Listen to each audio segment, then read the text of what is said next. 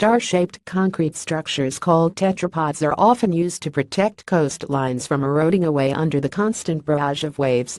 Now a project from the Okinawa Institute of Science and Technology (OIST) has outlined plans for turbines that would sit alongside tetrapods, helping to not only dissipate wave energy, but harvest it.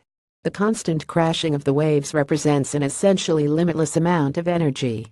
Current techniques to tap into it include Azura in Hawaii, which uses a 360-degree rotating float mechanism, a system of buoys attached to a jetty in Gibraltar that rise and fall with the waves, a proposed system from UC Berkeley that would absorb that energy by carpeting the seafloor in an artificial blowhole, in development in Australia that captures energy from air displaced by waves.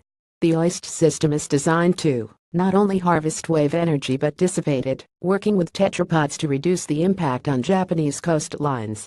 Turbines would be placed in the direct line of fire, such as in front of tetrapods, or around natural structures like coral reefs, to take advantage of fast-moving jet flows of water created where waves break.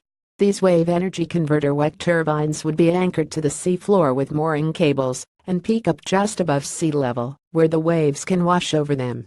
Each turbine would feature 5 blades with a diameter of 70 centimeters (27.6" and attached to a permanent magnet electric generator encased in ceramic to keep the damaging seawater out. The electrical energy created would be channeled through a cable in the support stem and back to shore to feed into the grid.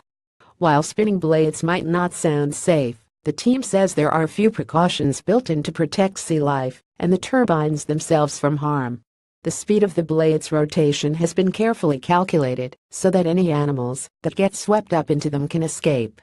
To protect the turbines during rough swells or extreme events like typhoons, the team took a cue from dolphin fins and made the blades flexible so they release stress. The supporting structure is also designed to bend under pressure, like the stems of flowers. According to the team, the turbines have a working life of 10 years, and maintenance can be undertaken by the same crews who inspect tetrapods. While the researchers haven't given any figures for how much energy each turbine could produce, they have given a rough estimate for the amount produced by a fleet of them over a wide area. Surprisingly, 30% of the seashore in mainland Japan is covered with tetrapods and wave breakers, says Professor Tsumoru Shintake, lead researcher on the project. Using just 1% of the seashore of mainland Japan can generate about 10 gigawatts of energy, which is equivalent to 10 nuclear power plants. That's huge. The next step for the project is to install 2 half-scale model turbines with blade diameters of 35 centimeters (13.8 in), which would power leads to demonstrate the technology. I'm imagining the planet 200 years later, says Shintake. I hope these turbines will be working hard quietly and nicely on each beach on which they have been installed. View Gallery 5 images.